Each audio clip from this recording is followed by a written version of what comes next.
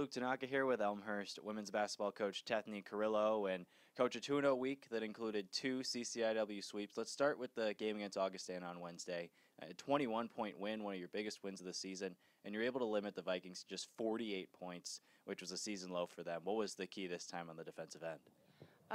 Really to make sure that we kept them out of the paint. I think the first time when we went on the road and played them, they really got us off the dribble. And then when we, couldn't defend on the inside, they were able to hit someone from the outside shot. So that was really our focus, was to keep them out of the paint this last time around. Last time against the Vikings, they really jumped on you quick, and you had to come back in the fourth quarter. This time, you scored the first 8 points of the game. How are you impressed with how your team came right out of the gate? Yeah, that definitely was huge. Even overall, I just thought that we played such a good game, but to get off right from that first start, and I believe even in the third quarter we got off to a good start too. It felt really good overall walking away from a game like that.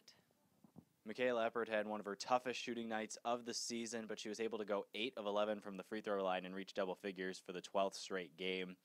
And how has she adjusted now that we gotten into conference play 3/4 way through the season to being the #1 target from opposing game plans?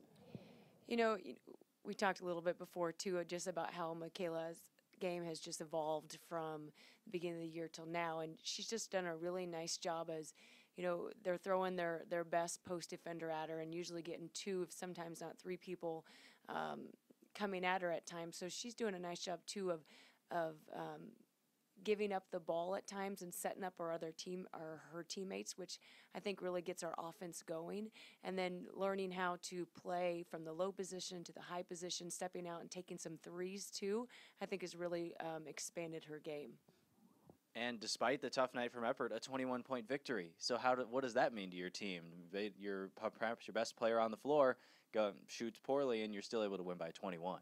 Yeah, no, that definitely is huge and not something you always see all the time. But, it definitely shows that we're growing as a team, and there's other people that can step up on the offensive end, and we're not just one-dimensional. And I think that's definitely huge for us moving into the last half of our season. Millikin, you played, it was your 12th game of the season decided by 10 points or less. Came down to the fourth quarter, a 1-point lead heading into the fourth quarter. So do you think the experience in those 12 close games helped you in that matchup to be able to pull away there in the fourth? Yeah, I definitely think so. Like you said, with that many games decided by just a few points here and there, and with us having such a young team, I think that they really gained the experience early on, and being able to now, early on we might have, and I think we did lose some of those close games when we should have put them away, even when we had the lead. And now you're kind of seeing it to where whether we have the lead or we're down by a few, we're extending it and finishing the games now. Hannah Littman has been sidelined for 2 games now, but Kayla Jones has stepped into the starting lineup and has averaged 17 points per game in those 2 games. As a whole with your team, how have they stepped up with Littman sidelined? They've done a nice job. I think our motto this whole year has kind of been like the next person up. And, because we play such a big roster and they've gotten a lot of experience, that our girls are just pretty much interchangeable right now a little bit. And so we don't really necessarily lose a beat. We definitely miss Hannah Littman, and we're hoping to get her back soon. But, the girls have just done a really nice job in her absence.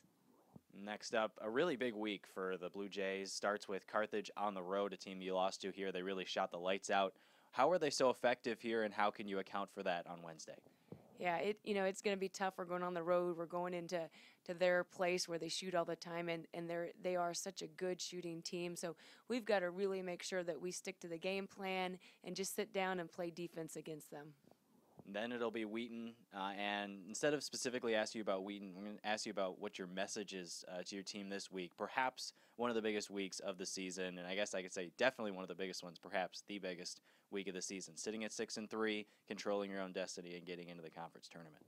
Yeah, I told our team today at practice, that it's hard to believe that it's already February and we're almost getting done with our season, and just to make sure we enjoy it. And probably the most important thing in these last 3 weeks is just to give the little extra effort, because I really believe that little extra effort in every game and every possession that we have is really going to make a difference here down the stretch. Thank you for joining me this week, and safe travels up to Kenosha and then over to Wheaton. Thank you.